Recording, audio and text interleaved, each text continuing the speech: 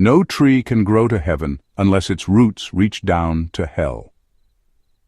CarlJung. Addiction is not just about the bottle, the pill, or the screen. It is far more complicated than a habit that spiraled out of control. In Jung's view, addiction is a symptom of something much deeper, the soul crying out for attention. People often imagine addiction as weakness or moral failure, but psychology shows us that it is the unconscious mind attempting to balance what the conscious self refuses to face. When a person drinks, smokes, or chases highs, they are not just consuming a substance. They are consuming a feeling of relief, of escape, of intensity that their daily life has failed to provide. Jung believed that what we repress does not disappear. It waits in the dark, growing stronger until it bursts through in destructive ways. Addiction is one of those eruptions. It is the shadow demanding to be seen. This is why so many who try to quit through willpower alone end up returning to the same cycle. The root of the addiction has not been addressed, only its surface. To truly break free, one must confront what lies beneath. The cravings, the urges, the repeated patterns all carry messages about the self. They reveal emptiness, pain, and forgotten parts of the psyche. Addiction is not random. It is purposeful, pointing to wounds that need healing. When understood through this lens, recovery is no longer about fighting a monster, but about integrating a hidden part of the self into wholeness. Let's dive in and explore. Number 1. Addiction is not a disease of the body first, but a cry from the unconscious that the soul has been neglected. It is your psyche demanding recognition through destructive repetition. When most people think of addiction, they imagine it as a purely physical battle. The body craves, the body shakes, the body suffers withdrawal. But Carl Jung pushed us to look deeper. He argued that what we call addiction begins not in the body, but in the soul. The unconscious mind, the vast hidden part of us that we rarely acknowledge, sends signals when it feels neglected. If ignored, those signals grow louder, more aggressive, and sometimes they show up as destructive compulsions. Think about someone who drinks every night, not simply for the taste, but for what the drink represents. The glass of alcohol is not just liquid, it becomes a ritual, a gateway to a different state of being. It says, here you can feel alive again. Here you can silence the noise in your head. What looks like weakness from the outside is in fact the unconscious screaming, you are not listening to me. Jung believed that the unconscious is always seeking balance. If the conscious mind refuses to address pain, emptiness, or unexpressed desires, those parts of us do not vanish. They wait in silence until they find a doorway, and addiction often becomes that doorway. Repetition is key here. The act of drinking, smoking, or gambling again and again is not random. It is the psyche's way of saying, you missed the message the first time, so I will repeat it until you cannot ignore me. Imagine ignoring a child who is desperately tugging at your sleeve. At first the child whispers, then they tug harder, eventually they scream. That is what the unconscious does. Addiction is not the scream itself, but the consequence of years of not listening to the whispers. This changes the way we view addiction. Instead of treating it only as a physical illness, we must ask, what is the soul trying to say? What is the unconscious trying to balance? The person who seeks comfort in substances is not simply broken. They are in dialogue with the deepest, most neglected part of themselves. Until that conversation is acknowledged, no amount of willpower will set them free. Number 2. What you call addiction is often a surrogate for meaning. People who cannot find purpose in their conscious lives are driven into compulsions because the void is intolerable. Carl Jung once said that every form of addiction is bad, no matter whether the narcotic be alcohol, morphine, or idealism, because it creates a false sense of wholeness. Addiction is not always about pleasure. More often, it is about filling a gap. When a person's life lacks genuine purpose, when they feel disconnected from meaning, the human mind cannot tolerate that emptiness. The psyche will search for substitutes, and it will cling to them fiercely. Think of someone who works endlessly, not because they love their craft, but because the silence of being alone terrifies them. Or someone who drinks every night not for taste, but because they cannot bear the feeling of being insignificant once the day ends. These are not simply choices. They are desperate strategies to keep from confronting the void within. Viktor Frankl, a psychiatrist who survived the concentration camps, argued that the primary drive of human beings is not pleasure, but meaning. When meaning is absent, people will cling to anything that masks the emptiness. Addiction becomes the counterfeit form of purpose. The cigarette break is not just about nicotine, it is about having a ritual that punctuates the day. The late-night binge is not just about food, it is about filling a silence that feels unbearable. Jung believed that the unconscious always seeks balance, and if you do not create a meaningful life consciously, the unconscious will manufacture compulsions to distract you. Addiction is not random. It arrives in the exact form that temporarily relieves you from facing the bigger question. Why are you alive, and for what? Imagine a man who spends hours gambling online. He wins sometimes, he loses more often, yet he returns every night. On the surface, it looks like recklessness, but in reality, gambling gives him something his daily life does not: intensity, uncertainty, the thrill of possibility. It creates the illusion that he is part of something larger than the dullness of routine. That illusion is his substitute for meaning. This is the brutal truth. Until you find a purpose compelling enough to silence the void, addiction will keep its grip. The only way out is not merely to resist, but to build a life that feels so meaningful that the addiction becomes irrelevant. Number 3. Every addictive pattern is a secret ritual. The cigarette, the drink, the pill, the gamble. They are ceremonies performed in the church of despair to keep the unconscious pacified.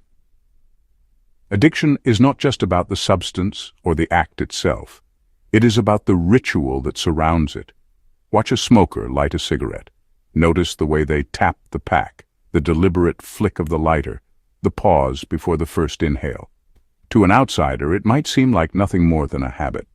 But to the smoker, it is a small ceremony. It signals relief, a moment of escape, a temporary shift in reality. CarlJung understood rituals as symbols of the unconscious at work. Human beings have always needed rituals, from ancient sacrifices to religious prayers.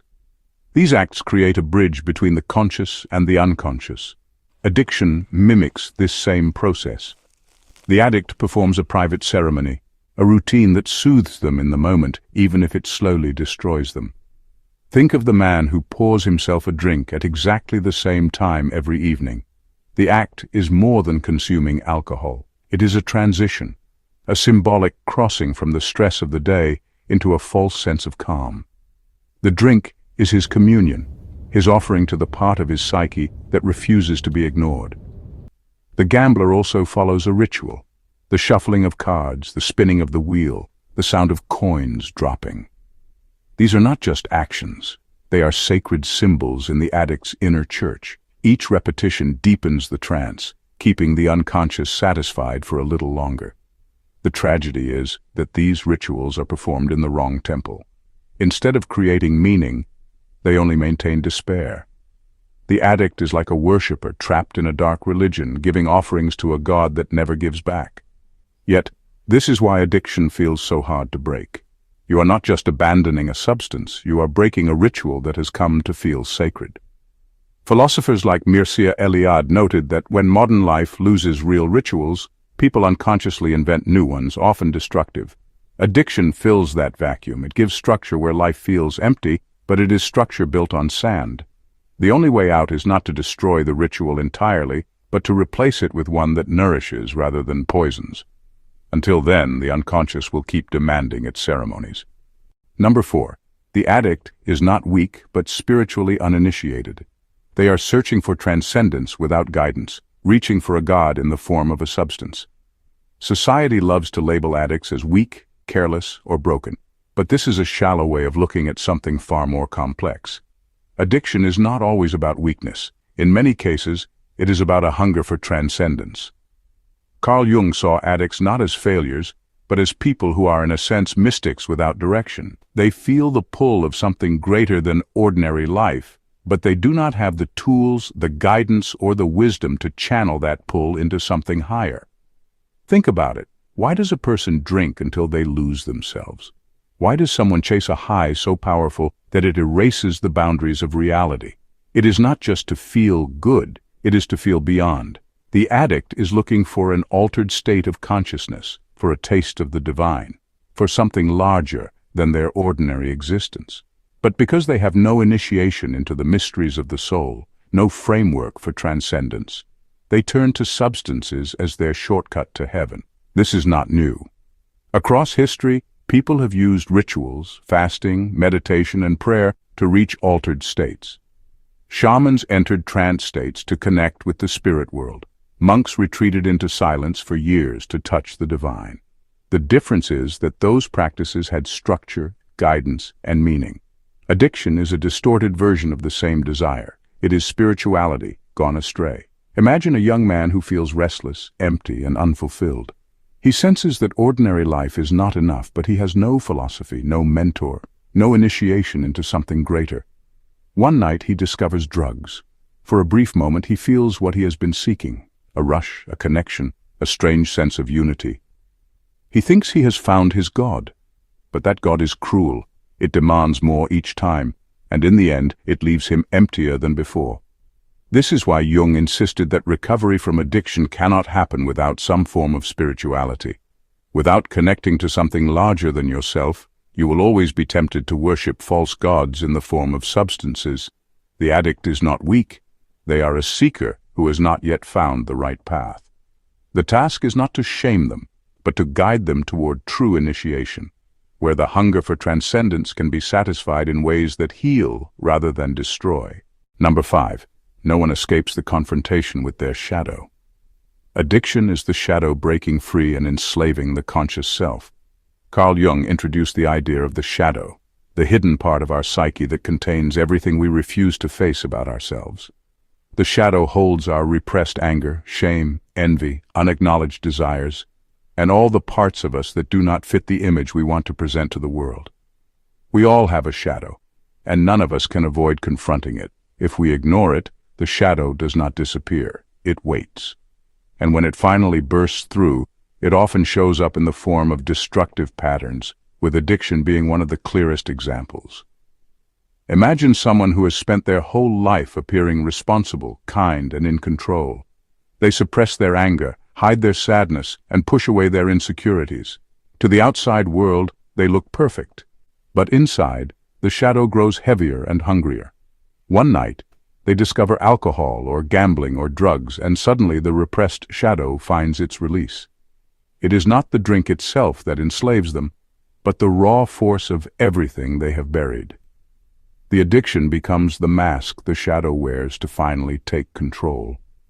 Philosophically, this makes sense. What you resist persists. When you deny parts of yourself, they do not vanish. They gather strength in the unconscious until they overpower the conscious ego. Addiction, in this sense, is not weakness. It is the shadow staging a rebellion. Jung believed that healing requires integration, not repression. Facing your shadow means acknowledging your darkness honestly. It means admitting to your anger, your pain, your hidden desires without letting them consume you. Without this confrontation, the shadow keeps you as its prisoner. Addiction is simply the shadow taking the driver's seat while your conscious self sits in the back, helpless. Think of the person who drinks not because they love alcohol, but because it allows their hidden side to speak. When drunk, they say things they never dare to say sober. They release emotions they have kept chained. The addiction is not about the substance, it is about the shadow demanding recognition. The lesson is clear. No one can outrun their shadow. You can face it willingly and integrate it, or you can avoid it and watch it enslave you through addiction. The choice is not whether to face your shadow, but when. Number 6. The more you try to fight addiction with sheer willpower, the more you strengthen it. Repression makes the shadow darker, hungrier, and more cunning. Most people believe addiction can be beaten by raw determination. They think if they grit their teeth hard enough, if they fight cravings with every ounce of strength, eventually they will win. But Carl Jung would say that this very struggle often makes the problem worse. Why? Because when you fight something in yourself with hatred and resistance, you feed it more energy. Picture this: a person decides to quit smoking. Every time the thought of a cigarette arises, they tell themselves, "I must not think about it." But the paradox is clear. The more they push the thought away, the stronger it returns. The forbidden image grows brighter in their mind. The craving becomes louder. Soon the person feels not just the pull of the cigarette, but also the exhaustion of fighting themselves. When they finally give in, the addiction is stronger than before because it has been fed by the energy of constant resistance. Jung explained this through the concept of repression. Whatever you push into the unconscious does not vanish. It waits, it builds, and it becomes more cunning. The shadow does not like to be ignored, and when you deny its presence, it simply finds another door to enter through. That is why someone who stops drinking without deeper work may suddenly develop another compulsion, like gambling, overeating, or obsessive work. The shadow has simply shifted its disguise. Philosophically, this mirrors the ancient idea that what we resist, we actually serve. Fighting addiction with sheer willpower is like wrestling a fire by throwing wood on it. You keep it burning hotter. Real transformation does not come from repression, but from awareness and integration. Instead of saying, "I must not crave this," the healthier question is, what is this craving trying to tell me about my inner world? Consider a man who drinks after work every night. If he only fights the bottle, he may succeed for a time. But if he never asks what the drink is covering, the suppressed feelings of emptiness or failure will grow more dangerous in silence. Eventually, the shadow will find its way back. True freedom begins when you stop feeding the addiction with resistance and instead turn toward it with brutal honesty. You must face the hunger beneath it, not just the surface act. That is how the shadow loses its power. Number 7. To overcome addiction, you must give what the substance provides: relief, ecstasy, numbness, intensity, but find it through the integration of your unconscious instead of chemicals. Every addictive substance or behavior offers something specific. Alcohol provides relief and release. Drugs offer ecstasy or transcendence. Gambling brings intensity and the thrill of risk. Even food and screens can provide numbness or comfort. The truth is, people are not addicted to the substance itself. They are addicted to the experience it produces. And until you can give yourself that same psychological experience in a healthier way, the addiction will keep pulling you back. Carl Jung believed that the unconscious contains everything we seek through addiction. Relief comes when we confront and process our inner conflicts. Ecstasy can be found in moments of creativity, spirituality, or deep connection. Intensity can come from risk-taking that is meaningful rather than destructive. Numbness can be achieved not by erasing pain, but by learning how to sit with it without being swallowed whole. Think about someone who uses drugs to feel alive. The drug makes colors brighter, music richer, emotions deeper. In reality, that desire for intensity is a longing for contact with their own inner life. If they learn to express their unconscious through art, music, movement, or even spiritual practice, they could touch that same vibrancy without the chemical price. Philosophers have long argued that humans crave transcendence. Plato spoke of the soul longing for the eternal forms. Modern psychology confirms this need. When ordinary life feels flat and mechanical, the unconscious pushes us to seek depth. If we refuse to explore that depth consciously, addiction steps in to deliver a counterfeit version. Imagine a woman who drinks wine every night to relax. The wine offers relief, but only temporarily. If she instead created space to listen to her inner world through journaling, meditation, or therapy, she would discover that the relief she seeks is already within her. The substance is not the source of relief. It is only a shortcut. Overcoming addiction means replacing the counterfeit with the real. You must ask yourself, what do I truly seek when I reach for this substance? Is it comfort, passion, escape, or transcendence? Then you must learn to give it to yourself through integration of the unconscious rather than chemicals. Only then does the addiction lose its grip, because the soul finally receives what it was craving all along. Number 8. The addict is a mystic gone astray. They sense a higher reality but seek it in counterfeit gods that demand self-destruction as payment. Addiction is often misunderstood as mere weakness or poor choices, but Jung saw something far more profound hidden within it. Many addicts are, in truth, failed mystics. They are souls who sense that ordinary life is not enough, that there must be something greater, deeper, more transcendent. They feel the longing for a higher reality, the kind of experience mystics and philosophers have sought for centuries. But instead of being guided toward true transcendence, they stumble into false gods, substances that imitate the sacred but extract a deadly price. Think about the way people describe their first taste of a drug. It felt like the world opened up. Everything made sense. I finally felt alive. These are not casual words. They are descriptions of revelation, of transformation, of transcendence. The tragedy is that the experience is borrowed, chemically manufactured, and unsustainable. The counterfeit god demands sacrifice. The payment is health, dignity, and eventually life itself. Throughout history, true mystics sought altered states through fasting, meditation, solitude, or prayer. They endured suffering not to escape life, but to transform it. The addict mirrors this same hunger, but without discipline or initiation. Instead of ascending, they fall. Instead of finding the divine, they worship an idol that turns on them. Imagine a young woman who feels trapped in a colorless routine. She takes a pill at a party and suddenly feels ecstatic, connected, almost divine. For a moment she touches the higher reality she has longed for. But soon the pill demands more. What once felt like freedom becomes chains.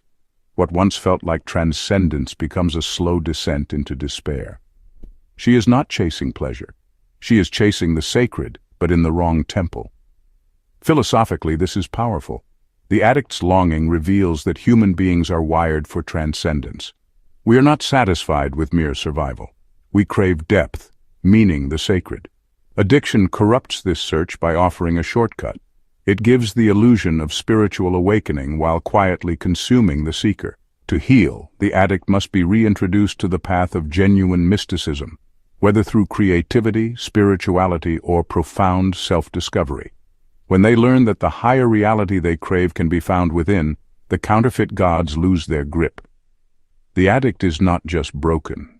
They are a mystic who wandered off the path and must be guided back to the true source of transcendence. Number 9. Every relapse is the psyche saying, "You have not yet listened." Until you understand the message beneath the craving, the cycle repeats endlessly. People often see relapse as failure, as proof that the addict is weak or doomed, but Jung would see it differently. A relapse is not simply falling back into bad habits. It is the psyche sending another message, a signal that something crucial has not yet been heard.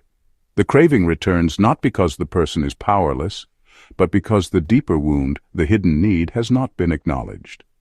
Addiction is never only about the substance. The drink, the pill, the gamble, the binge, these are masks for something underneath. If the underlying pain, emptiness, or conflict is ignored, the psyche will keep pushing it forward. Relapse is that push. It is the unconscious saying, "You tried to silence me, but I am still here. You cannot escape me until you listen." Imagine a man who struggles with alcohol.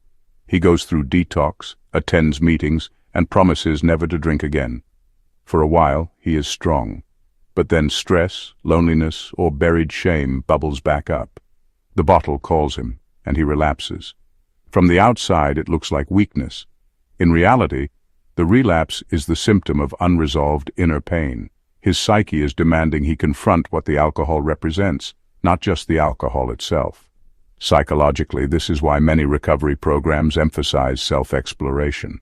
Without understanding the why behind the craving, the cycle cannot end. You may cut the weed, but if the root remains, it will grow back. Relapse is proof that the root is still alive. Philosophically, relapse can be seen as a brutal teacher. Life will repeat its lessons until you learn them.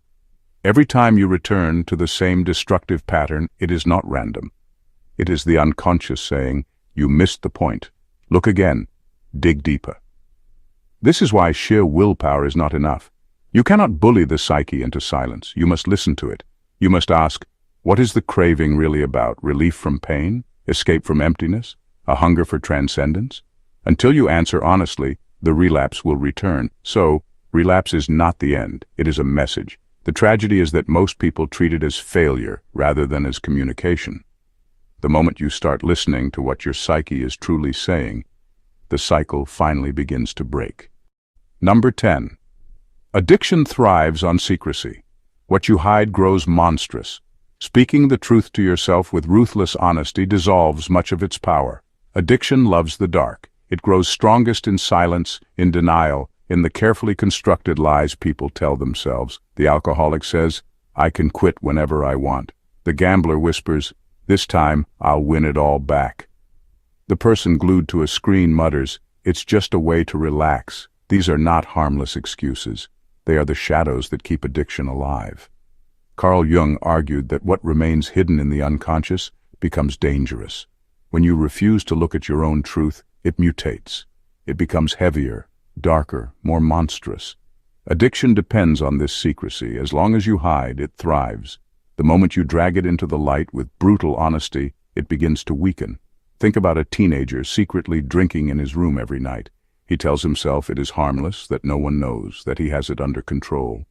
But what he hides grows stronger, because secrecy breeds shame. Shame feeds silence, and silence feeds the addiction. If he were to face himself in the mirror and say out loud, I am drinking because I feel worthless, the illusion would shatter.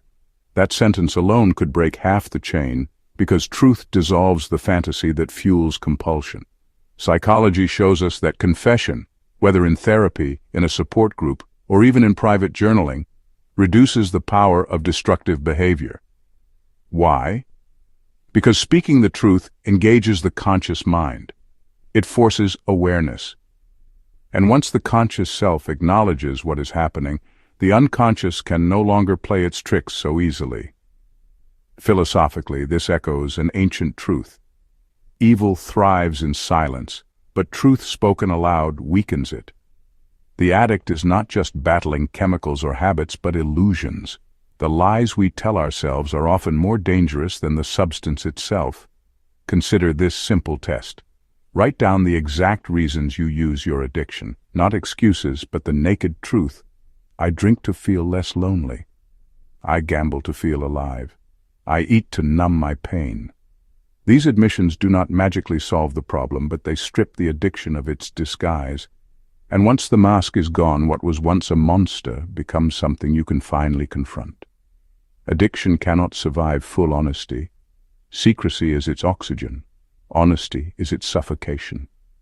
The more you tell the truth, especially to yourself, the smaller the monster becomes. Number 11. People become obsessed when they feel chosen. One of the deepest cravings in the human mind is the desire to feel special.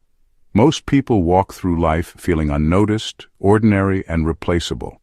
So when someone gives them the impression that they stand out above the rest, that they are not just another face in the crowd, it triggers a powerful emotional reaction. This is the beginning of obsession. Psychologists call this the need for uniqueness. Research shows that people consistently value experiences that affirm their individuality.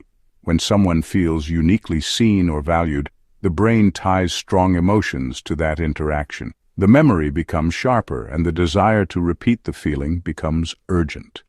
Machiavelli would argue that rulers who made their followers feel chosen created stronger loyalty than those who treated everyone equally. Exclusivity breeds attachment. If your attention feels rare, people will fight to protect it. If it feels universal, people take it for granted. Consider a simple scenario. Imagine two teachers. One treats every student exactly the same, polite but impersonal. The other occasionally singles out a student with praise, eye contact, or a subtle gesture that implies they are capable of something greater than the rest. That student will never forget it. They will replay it in their head, cling to it, and strive to earn more of it. The same principle applies in every relationship. Obsession is not built by showering attention on everyone. It is built by giving selective attention in a way that feels like a rare gift. When you make someone believe that they have access to a version of you that no one else can reach, they attach themselves to that privilege. This is why you must avoid being overly generous with your energy. If you are warm with everyone, your warmth feels cheap. But if you are selective, if you create the impression that someone earned a place others cannot access, they will guard it with intensity. They will think of you when you are absent, not because of what you did, but because of how you made them feel in contrast to the rest. The truth is simple but uncomfortable. People crave to be chosen because most of their lives they do not feel that way. If you can give someone the illusion of exclusivity, you will not only capture their attention, you will capture their mind. And once their mind believes you singled them out, obsession begins. Number 12. Addiction thrives on secrecy. What you hide grows monstrous. Speaking the truth to yourself with ruthless honesty dissolves much of its power. Addiction loves the dark. It grows strongest in silence, in denial, in the carefully constructed lies people tell themselves. The alcoholic says, "I can quit whenever I want." The gambler whispers, "This time I'll win it all back." The person glued to a screen mutters, "It's just a way to relax." These are not harmless excuses. They are the shadows that keep addiction alive. CarlJung argued that what remains hidden in the unconscious becomes dangerous. When you refuse to look at your own truth, it mutates. It becomes heavier, darker, more monstrous. Addiction depends on this secrecy. As long as you hide, it thrives. The moment you drag it into the light with brutal honesty, it begins to weaken. Think about a teenager secretly drinking in his room every night. He tells himself it is harmless, that no one knows, that he has it under control. But what he hides grows stronger because secrecy breeds shame. Shame feeds silence, and silence feeds the addiction. If he were to face himself in the mirror and say out loud, "I am drinking because I feel worthless," the illusion would shatter. That sentence alone could break half the chain, because truth dissolves the fantasy that fuels compulsion. Psychology shows us that confession, whether in therapy, in a support group, or even in private journaling, reduces the power of destructive behavior. Why? Because speaking the truth engages the conscious mind. It forces awareness. And once the conscious self acknowledges what is happening, the unconscious can no longer play its tricks so easily. Philosophically, this echoes an ancient truth. Evil thrives in silence, but truth spoken aloud weakens it. The addict is not just battling chemicals or habits, but illusions. The lies we tell ourselves are often more dangerous than the substance itself. Consider this simple test. Write down the exact reasons you use your addiction, not excuses, but the naked truth. I drink to feel less lonely. I gamble to feel alive. I eat to numb my pain. These admissions do not magically solve the problem, but they strip the addiction of its disguise. And once the mask is gone, what was once a monster becomes something you can finally confront. Addiction cannot survive full honesty. Secrecy is its oxygen. Honesty is its suffocation. The more you tell the truth, especially to yourself, the smaller the monster becomes. Finally, in the end, obsession is not built on charm alone. It is built on control of the human mind. People are not drawn to you simply because of who you are, but because of how you make them feel about themselves in relation to you. Machiavelli understood this long before modern psychology confirmed it. The mind is not rational. It is emotional, status-hungry, and constantly searching for meaning in uncertainty. Whoever can master those levers does not just attract attention, they command it. The strategies we explored are not tricks, they are reflections of human weakness. People crave to be chosen because they live most of their lives overlooked. They chase what is uncertain because certainty kills desire. They cling tighter when you withdraw because scarcity inflames value. They are fascinated by selective vulnerability because it gives them the illusion of intimacy without ever stripping away mystery. Each principle works because it speaks to something primitive, something wired into the architecture of the brain. To make anyone obsessed with you is not about beauty, wealth, or constant approval. It is about creating an emotional ecosystem where you are both the source of reward and the source of tension.